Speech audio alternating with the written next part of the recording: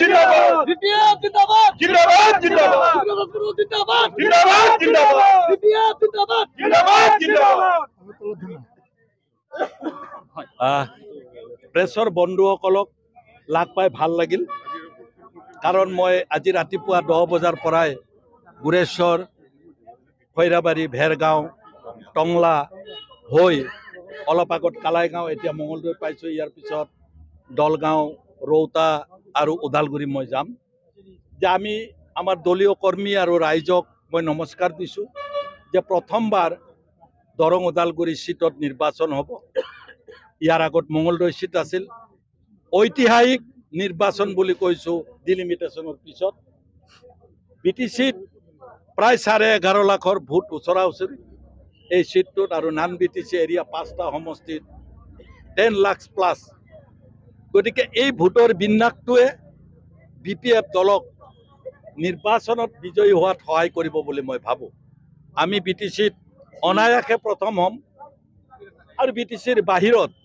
যিখন ৰাজনৈতিক যুদ্ধ আৰম্ভ হৈছে বিশেষকৈ কংগ্ৰেছ AIDFৰ তেওঁলোকৰ যিখন যুঁজ এই যুঁজখনে মানুহক এটা অল্টাৰনেটিভ বিচাৰিবলৈ বাধ্য কৰাইছে যে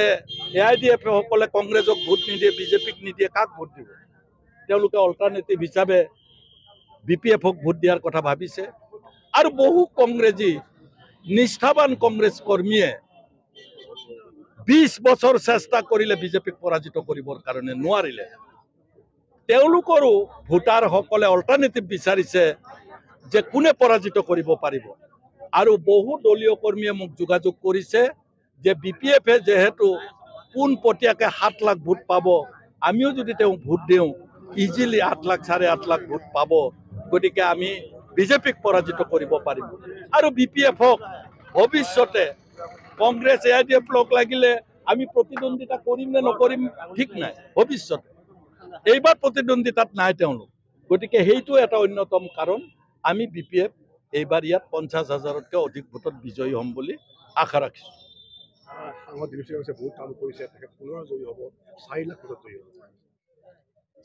তেওঁ এগৰাকী প্ৰাৰ্থী মই কোনো ৰাজনৈতিক দলৰ প্ৰাৰ্থীক ব্যক্তিগতভাৱে আক্ৰমণ কৰি মই বিজয়ী হ'বলৈ অহা নাই তেওঁলোকৰ যিবিলাক নিগেটিভ কথা আছে মোতকৈ দৰং ওদালগুৰি ৰাইজে 20 বছৰত MP বিলাকে কাম কৰিছে নে নাই ভালকৈ জানে মোতকৈ চিপাঝাৰৰ মানুহ জানে ওদালগুৰিৰ মানুহ জানে আমাৰ মঙলদৈৰ মানুহ দলগাঁৱৰ মানুহ আমাৰ ৰঙিয়াৰ চবেই জানে MP সকলে কাম কৰিছে নে নাই যদি বিজেপিৰ MP সকলে একে ফাটাফাটি কাম কৰিছে আমাৰ মঙলদৈত তেতিয়াহ'লে তেওঁকে ভোট দিব যদি পৰিৱৰ্তন বিচাৰিছে যে দুৰ্গাদাস বড়ো আৰু বিপিএফে অলপ হ'লেও ভাল কাম কৰিব তেতিয়াহ'লে মোক দিব মই সেইকাৰণে কৰজোৰে প্ৰাৰ্থনা জনাইছোঁ আপোনালোকে এবাৰ পৰিৱৰ্তন আনি চাওক দেখিব যে সংসদত দৰং ওদালগুৰি ৰাইজৰ বিষয়সমূহ আলোচনা হৈছে নৱশৰণীয়া কি ফেক্টৰ হ'ব পাৰে বাৰু নৱশৰণীয়া কোনো ফেক্টৰ নহয় অলপ যি মাধৱ ৰাজবংশীয়ে ভোট পালেহেঁতেন সেই ভোট ডিভাইড কৰি দিব তেওঁৰ আমাৰ ভোট নৱশৰণীয়া বিটিচি অঞ্চললৈ বিটিচিৰ ভিতৰত যাবই নোৱাৰে দৰং ওদালগুৰি সিটটো তাতে 10 বছৰ ফাঁকি দিলে কোকৰাঝাৰত আৰু বেলেগত ফাঁকি দিম বুলি ভাবি আছে কিন্তু তেওঁৰ ফাঁকি নচলে য'তেই নেখেলক তেওঁ চিকিউৰিটি ফৰফিট হ'ব আপোনাৰ দৰং ওদালগুৰিত বিপিএফৰ ব্ৰহ্মাস্ত্ৰ কি হ'ব এতিয়া যদি সোধা হয় ডাইৰেক্ট সোধা ব্ৰহ্মাস্ত্ৰ কি আমাৰ ব্ৰহ্মাস্ত্ৰ হ'ব যে দৰং ওদালগুৰিৰ সমস্যাসমূহ আমি যে কাম কৰিছোঁ আমি উদাহৰণ দিব পাৰিম বিটিচিত আৰু তেনেধৰণেই ভৱিষ্যতে এই অঞ্চলটো ডেভেলপমেণ্টৰ কাৰণে পাৰ্লিয়ামেণ্টত আমি